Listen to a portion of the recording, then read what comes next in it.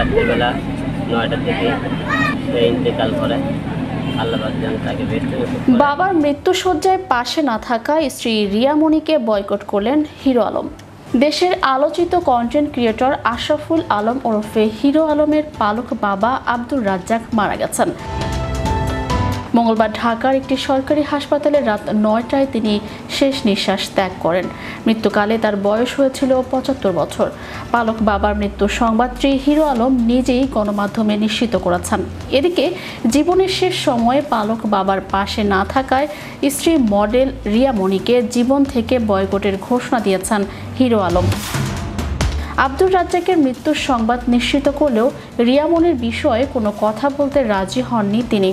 Hero Alam বলেন, এই মুহূর্তে কোনো কথা বলতে চাই না, যা বলার আমি ফেসবুকে বলে দিয়েছি। সবাই আমার বাবার আত্মার শান্তির জন্য দোয়া করবেন। এর আগে বাবার মৃত্যু খবর জানিয়ে হিরো আলম ফেসবুকে লিখেছেন, রিয়ামণিকে আমার জীবন থেকে বয়কট করলাম, কারণ আমার বাবা হসপিটালে। সে আমার বাবার কাছে না থেকে বিভিন্ন ছেলেদের নিয়ে নাচ গান করে বেড়ায় এবং তার পরিবারের কোনো সদস্য আমার বাবা এতদিন হসপিটালে কেউ কোনোদিন দেখতে আসেননি। আমার বাবা বেঁচে থাকতে দেখতে আসলো না, তাহলে আমি পড়ে থাকলে সে কি করবে? হিরো আলম আরও উল্লেখ করেন, রিয়ামণি ঢাকা শহরে বিভিন্ন বারের ডান্সার। সেখান থেকে আমি একটা ভালো পথে আনার চেষ্টা করেছিলাম। ছেড়ে দেয়া গরু কোনোদিন ঘরে বন্দি করে রাখা যায় না।